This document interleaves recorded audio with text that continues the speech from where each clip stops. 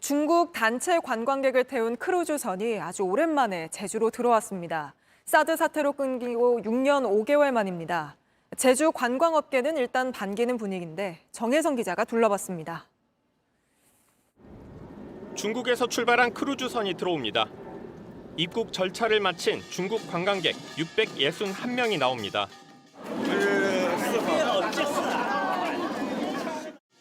지난 2017년 본격화된 사드 보복으로 발길을 끊었다가 6년 5개월 만에 찾아온 손님을 만나라 풍물놀이패도 출동했습니다.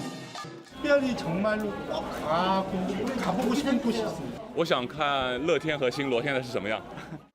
관광객들은 버스 10여 대에 나눠 타고 용두암과 민속촌, 면세점을 둘러봤습니다.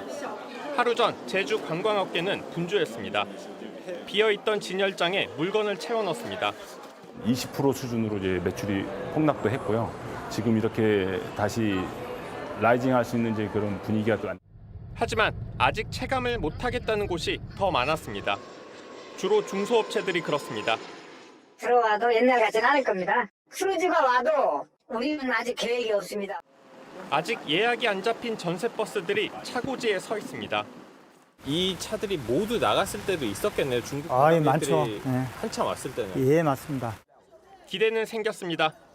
하지만 중국 관광객들이 예전처럼 큰손이 될지 또 어떻게 해야 그 효과가 지역 곳곳으로 퍼질지 지자체와 업계의 고심이 깊었습니다.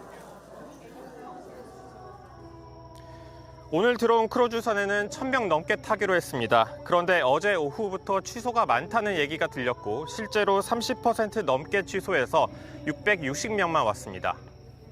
네, 정혜성 기자, 갑자기 취소한 걸 두고 후쿠시마 원전 오염수 방류 때문이란 이야기도 나온다고요?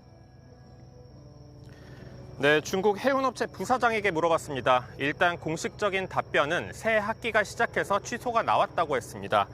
그런데 우리 업체들과 관광협회가 전한 현지 분위기는 다릅니다. 오염수 방류 이후 반일 감정이 커져서 직전에 취소가 많이 나왔다는 겁니다. 조금 전에는 일정도 바뀌었습니다. 오늘 밤 10시 이곳 제주항을 출발해서 일본 나가사키에 가는 게 원래 일정이었습니다. 하지만 내일 중국 상하이로 돌아가는 걸로 공지됐습니다. 중국 해운업체 측이 밝힌 표면적인 이유는 일본 태풍이기는 합니다.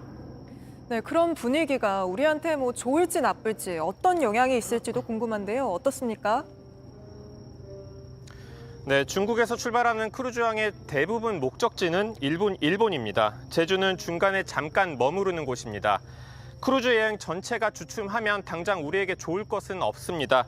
하지만 반사 이익을 거둘 수 있다는 기대도 나오고 있습니다.